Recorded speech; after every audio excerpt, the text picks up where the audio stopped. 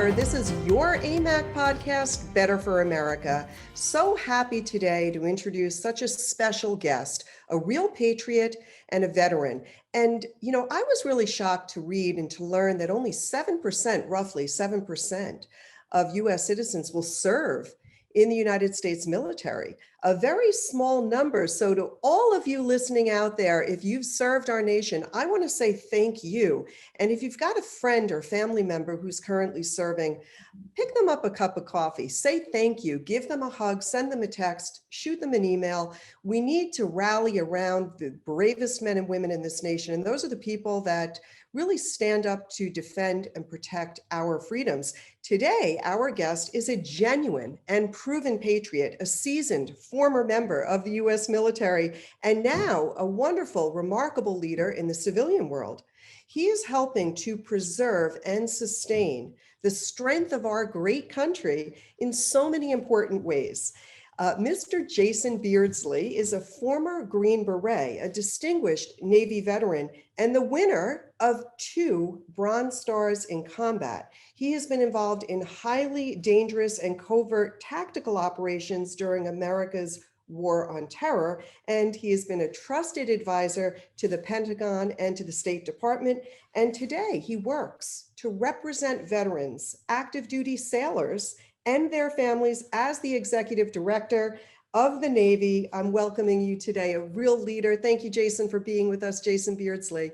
So happy to have you here. Thank you. It's such an honor to be with you, Rebecca, and we love what you're doing for our country, really, and for the citizens out there. So we couldn't be more humbled or honored, really, to share this space with you. Well, it is great that we can have someone like you on this show, because, again, I started out by saying there are so many people in AMAC membership. Nearly 3/4 of our AMAC members either have a family member who's currently serving or have served. 1/4 of them have served. And so a lot of the folks listening really are indebted to you because of the work that you have done and the work that you continue to do. I do want to jump in sort of with a question that's been on so many people's mind, given all that you have seen and all that you have done. I think a lot of what's on a lot of people's minds is really what's happening in Ukraine. And you have had both a tactical and experience, and you're a strategic thinker, and you've advised the Pentagon. So my first question for you is, do you think that the Ukrainians will somehow find a way, possibly with Western support, to prevail or really wear down the Russian occupying force? Curious about your perspective. Well, thanks for the question there. And I think that we were happy to see, although it's very much a sort of a mixed bag, the Ukrainians really defeating what was an initial shock and awe attempt by the Russians to overwhelm and decapitate the Zelensky government, because they did not do that in the first 2 days, the first 72 hours. They lost a lot of momentum. And then in the ensuing combat over the next several weeks, what we've seen is the Russians have had a real difficulty with logistics, with supply, with morale. They've had their leadership decapitated. All the signs point to this is not a professionalized military. They've gotten behind the 8 ball, and the Ukrainians have fought with tremendous spirit.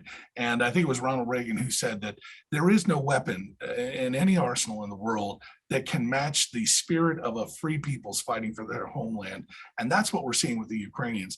They have outmatched, they've outmaneuvered the Russians. And I do believe that even though it couldn't be considered a grand victory because their cities are being hammered, the atrocities that the Russians are doing are really awful. But at the end of this, Ukraine will be a sovereign nation. The question is, how do you get to the leverage table, the diplomacy side of this, as best as possible? We're about to see that, I think, in the next couple months. So it's a mixed bag, I think. Yeah, I mean, what we're seeing how Putin is just sort of mercilessly committing atrocities, killing civilians, women, children, and those are images that people see on television. Folks are really concerned. We heard what President Biden said about Putin when he was asked by a reporter, do you think that Putin should be prosecuted for war crimes? Well, I think when international figures get into a game of sort of labeling people casually, it is very dangerous for diplomacy. We have to be very careful. You'll go back a little bit if you we'll remind our audience that Bashar Assad in Syria was notably, sort of the strongman of the Middle East. And a lot of our politicians stepped a little bit in front of their skis to suggest we would get rid of him, draw a red line, accuse him of war crimes with a chemical attack. And notice that Bashar Assad is still in power. So we have to be careful. And we shouldn't forget that the White House, on the one hand, while they're maybe labeling Putin a war crime, or at least casually, I think the White House walked that back. But on the other hand, we are relying on Russia in the negotiation for the JCPOA, the Iran agreement. So it shows that in one form or another, we're buying oil from them every day. It's very difficult when you start to make diplomatic statements that have real consequences in the real world. And I'm a soldier. I fought in the last 20 years. We've had two fronts of combat that have drawn out our service members and have really beleaguered and hampered our own military. So we have to be very careful before we start casually committing those type of consequential statements in diplomacy. So I was not happy to hear that. I think it was appropriate that the White House attempted to walk that back, but dangerous, and we can't afford that in times like this. Yeah, that's a very, very good point. And I think that we're seeing that more and more with Biden, that he's got to be careful, and he's got certainly lots of people surrounding him to stop him, move him in a direction. We saw what happened with the Easter Bunny when he was pressed with some tough questions. So let's just pray that he understands and has the mental acuity to represent the United States of America in the way in which we expect our commander-in-chief to behave. I want to pivot to a little bit of a wider concern. You see the current issues that are surrounding really personnel and the force structure. And if we're thinking proactively about the future of the U.S. Navy, what are some of the biggest issues that you see that are evolving in 2022 and 2024 and beyond? And what issues should really be concerning or occupying Congress right now? Well, these are very complex situations, but what we've watched in the Navy is, number one, it's undermanned, it's not trained well, and we don't have the size fleet appropriate to compete with what we are considering a pacing threat, that's China, or even our near-peer rival, Russia. We've admitted this. Congress has put it in law, enacted in law, that we should have 355 ships. Right now, we're presently hovering around the 290s. And the budgets that we see coming out by both Congress and the White House are not aggressive enough to make up for that gap.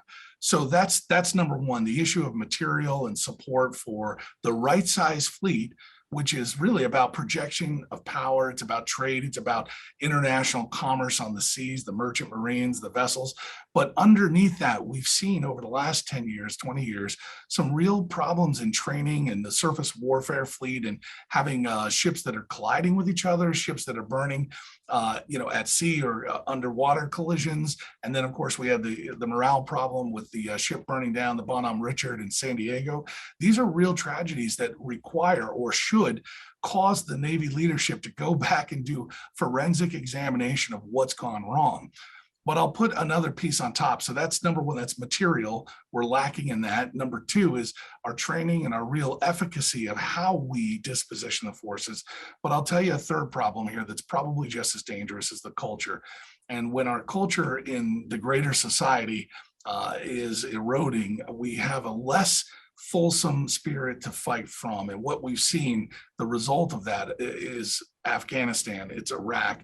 We didn't really have the purpose to be there in long-term, 20 years, and then to walk away handing over our objectives, in the case of Iraq, to the Shia government in Iran, and in the case of Afghanistan, we handed that over to the Taliban.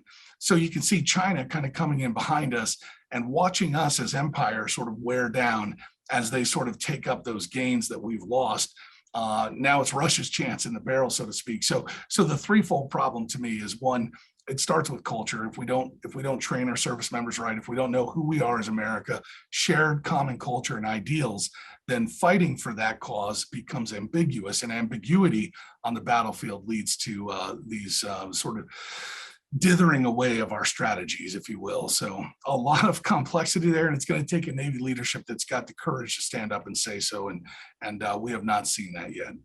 You know, it's interesting. I want to stay right here for just a moment because you bring up a really good point. You talk about the culture, and America is very different today, in my view, than it was just a couple short years ago, and certainly very different when I go back to my youth. My grandfather served in World War II and the Korean War. My grandparents were, very much influential and played a big role in my life growing up. And the attitude today among young people, it seems, and I'm talking even those in their 30s and 40s, is different than it was, let's say, in the 60s and 70s, and even in the 80s. So we've seen this shift away from really an America First agenda, but America First in the hearts and minds of Americans, of American citizens, almost believing or thinking that it's wrong to want to put your own country first. Nothing could be further from the truth. I think we saw that really demonstrated by Obama, who didn't. My concerns really began to sort of say, something doesn't seem right. We ought to be reinvesting in our military, building our military. And so now today, here we are. And it is what you described earlier, sir, the hope that is in the Ukrainian people, the fight that is in those Ukrainian people is what will win things for the Ukrainians will come out on top, because that is what we need here in America, is a love for this country, a love for our flag, and a real understanding of what it means to keep our nation free. And had it not been for people like my grandfather and people like you yourself, we would not be here having this open conversation. So it's just so important. I want to thank you for highlighting that. You said it so well, Rebecca. And when you talk about the flag and the love for it, connecting these dots, we start talking about Ukraine. I think people are fascinated. Americans are fascinated with how are they standing up to Russia? How are they defeating an overwhelming force? And the answer is really inside this component right here. They love their country. They are facing eradication, essentially. And so they're being unified by an enemy that's outside, and that happens frequently. Well, the United States doesn't really have those threats on our borders. It's not pressing within, and we become exigent in our sort of luxuries and our wealth. And so, at the core, it's very dangerous to lose the big ideas. Who are we as American? Why is it good? And do we want to put our stamp as America on world trade, commerce, and negotiations? Or do we want the stamp of communist totalitarian China to be leading those fights? They're imprisoning people. They have political challenges that would be insurmountable for most of the world. So that begs the question: how do we get that back? How do we inspire that conversation? I think your organization has done a phenomenal job of really nurturing what people have seen as the greatest components of America. So it takes a lot of voices. Thankfully, you're in the fight, and we are too. So to our last breath, right? That's right, to our very last breath. And you make a very good point. We remember after 9/11 how communities came together, and there was a sense of patriotism that we hadn't seen in a long time. God, we do not want another situation like that to bring Americans together. Let's pray that people recognize that we are the greatest nation on earth, that we've got our wonderful amendments and Bill of Rights for a reason. And it is so important that we stand up to defend those rights, those unalienable rights, those God-given rights. And so I thank you again. I mentioned earlier that about a quarter of AMAC members are veterans. 3/4 of them have a family member who has previously served, which is awesome. How do we elevate our focus on veterans? When I think of someone like my grandfather, many veterans, they're the greatest people, greatest patriots, love our country, very humble, and don't necessarily want the attention. My grandfather certainly didn't, but he held deep inside of him such a strong love for this country, and literally went to lay his life down for this nation. Thank God his life remained intact, and he came home to my grandmother. What do we do to focus on our veterans and acknowledge our veterans today in America, right here and now? What can people do who are listening, and what should we be Yeah. doing as a nation to protect and take care of those who fight and Yeah. serve our country? Well, thank you, Rebecca, for that question. I think one is I'm lucky. I serve in a generation where we've been glorified, uplifted, and honored by our society for a long time. The generation that inspired me, along with your grandfathers, was the immediate predecessors who went to Vietnam and were drafted, and those in Korea. And they had a much tougher, much tougher fight. And they're a class of veterans who never really truly got thanked for the work they did for this country. That was very difficult at the time, very contentious. So number one, when you meet someone from that era, the Vietnam era, the Korea era, those men and those women really need expressed thanks, because again, they established the right thing. They did the right thing by their country, and we never brought them back right. So we want to thank them and welcome them home. Number two is for those who are serving today. Again, this cultural part is the challenge. We have been thanked almost excessively. Now it's time for us to make sure that the vision of why veterans serve and who is America is transcends the veteran population and moves into what is America and why is it worth preserving. And there's a great speech that's an ancient history in Greece that talks about why the Athenian soldier would fight, and it's because he had behind him grand civilization, the idea of volunteering into a profession that in America, you don't have to do what your father did. And these are the things that kind of we said, the freedom of speech, freedom of religion, the principles that really caused men like me and your grandfather to have gone into service. If we don't highlight those, if we don't uplift those, we end up with a military service that becomes materialistic and functional. And here's what I mean by that. Again, we just got through 2 wars, 20 years. At length, essentially, and we gave away territory to our enemies, including billions of dollars of weaponry, capital enterprise, rare earth minerals, the resources that we would need to face China in the future. And now I'm watching the Army series of ads for recruiting are really recruiting on the last component of service, which is the benefits when you're done. They're teasing people in by, let's call it egoistic desire. I want a free home, or I want a big loan, or I want healthcare. Those aren't the reasons we're going to inspire a generation like your father, who climbed out of trenches into the teeth of the enemy gunfire and took islands like Iwo Jima or took places like Normandy Beach. To get to that level, we have to do something deeper than dangle benefits, free college or a decent home loan. If we don't do that, then we're going to be forming a military and fielding a military that's fighting for all the wrong reasons. I think we're dangerously close to that. So members of AMAC, I think they know that. I think they're here with your group because they understand that if we don't express the great cause of this nation, it cannot be left at the doorstep of bureaucrats who are faceless in DC who can't win a war to save their lives. So that's a little bit controversial, but I put that challenge back to us because if we don't do it, nobody else will.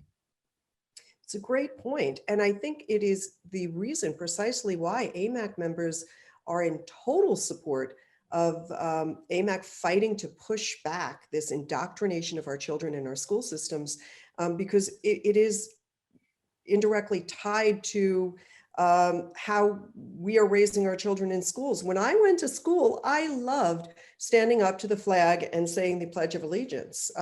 I grew a love for my country. At field day, we sang patriotic songs. 4th of July was a major holiday for my family. And so those things were ingrained in me. By the time I was 10 years old, I really did love being an American little girl. I thought it was great to be in America. And I was very fortunate to have wonderful, wonderful parents and grandparents on all sides of me to reinforce that. We've got to do a better job. And, with families so busy, working families, many children growing up in single parent homes, that structure may not be there, which is why it is ever so much important today, if more than ever, that our schools don't try to teach our children that America is bad or America is racist or that America is not worth fighting for. We can always strive to do better. Right. We are not perfect. No nation is perfect.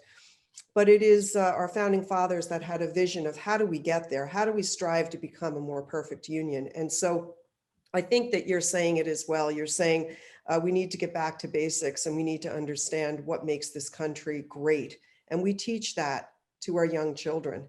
We Right. teach it at home and we carry the message through in the classroom setting. Jason Beardsley, you're such a highly decorated veteran, and I think of bipartisanship and how we can get back to bipartisanship and working together. We're such a divided nation. What can we do to improve bipartisanship, and how do we keep the Veterans Administration accountable, the VA? Well, that's what a great question. It's how to keep any administration accountable. And I worked in the VA at the senior levels and then DOD. And what you know is that normal agencies will expand and they will grow and they seek power. That's typical. Our founders knew it. They set up a system so that outside groups, AMAC, the Association of the United States Navy, could come to those places, have a transparency on the one side, and advocate smartly for policies that will protect our sort of core values, our needs, right?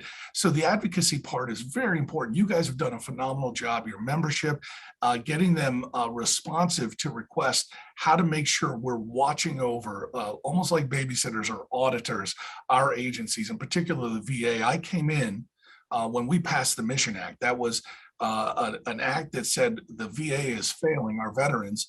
So if they are, how can we make sure that a veteran can go outside and seek healthcare or find healthcare from a private institution?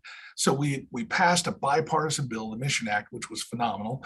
And then I sat under the Secretary of the VA, Robert Wilkie, who implemented that to the degree possible. But the bureaucracy is it's like a jungle. It's going to keep growing. It's going to keep encroaching on your rights. So it takes constant watch. We're going to have an event this summer to bring up a couple of veterans who have had difficulty accessing their private care. And so groups like AMAC, groups like AUSN, who spot those problems, have got to make their voices heard in DC. And you know, that's a tough task. How do we do it? We rally support from your audience, from my audience. We bring them to the legislators in the form of petitions or written requests or emails or phone calls. And we suggest to the lawmakers to hold our agencies accountable. To do that requires all the work that we do together, both my organization and yours, to affect that change. It's hard to do, but it doesn't happen without stakeholders on the outside. And that's you and that's I working together. Yep, we are at the ready and willing and ready to roll up our sleeves. AMAC members are entirely behind that effort. So thank you. It's wonderful to hear that there are people that are taking action and doing something. So we appreciate that. I just a couple more quick questions. I know your time is so valuable. You have studied the art and horrors of war, sadly. Do you have any memorable, standout books that could offer maybe a compelling idea of what veterans go through? Any resources that our members and those listening can tap into that you think are really important in appreciating and understanding the job of our great veterans?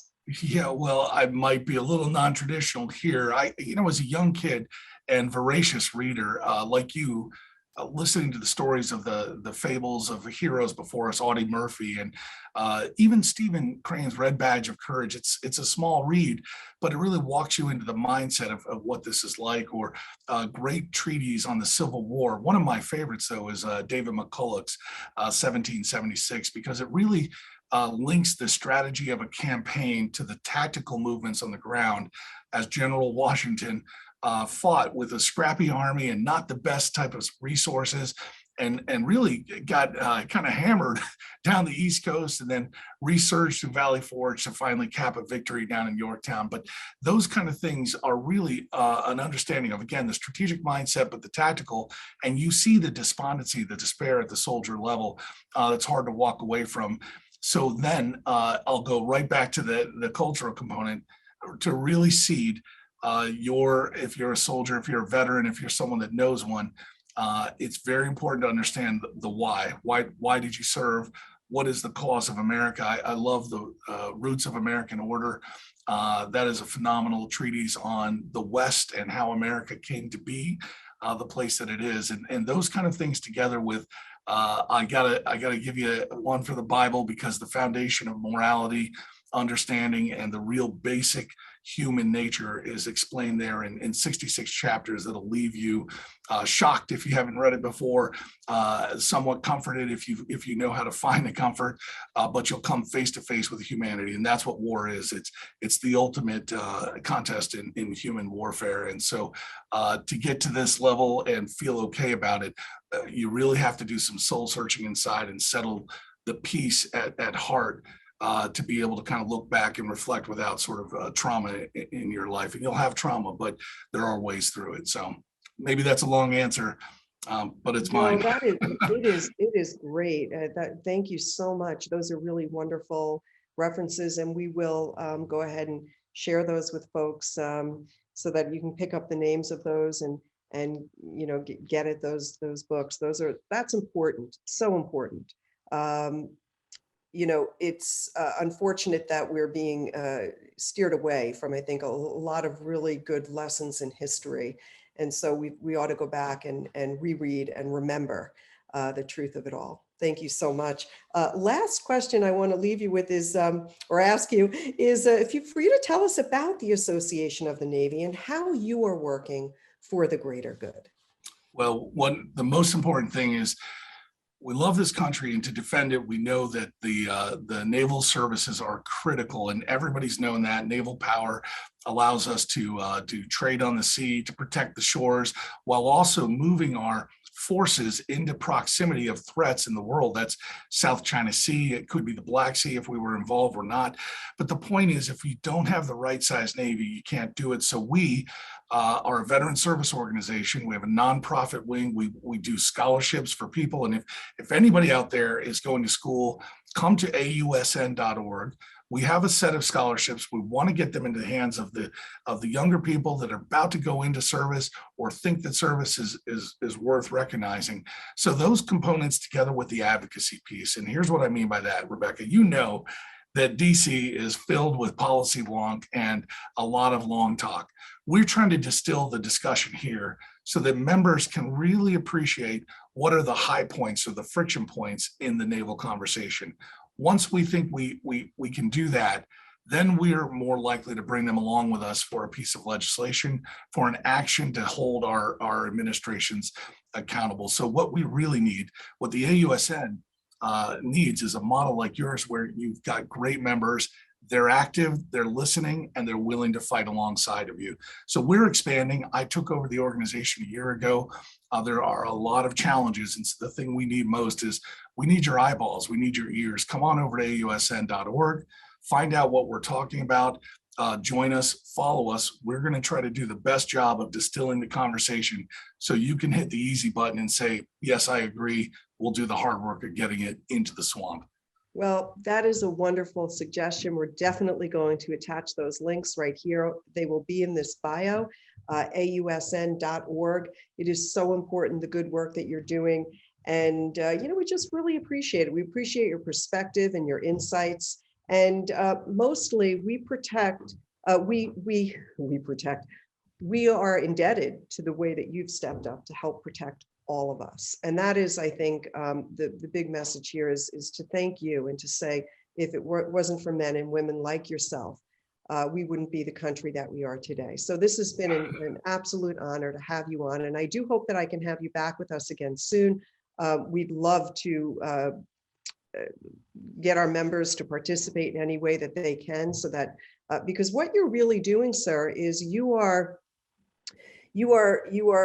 getting involved with the people, the real people. It's a call to action, if you will, and then trying to make things affect change based on the real truth and where we need help and where things need to improve. So it's really wonderful. Rebecca, this is the real battlefield for our civic front. And if we were in service honorably, and I will turn the thanks around to the American people. Thank you for letting me serve. I had a blast. I enjoyed it.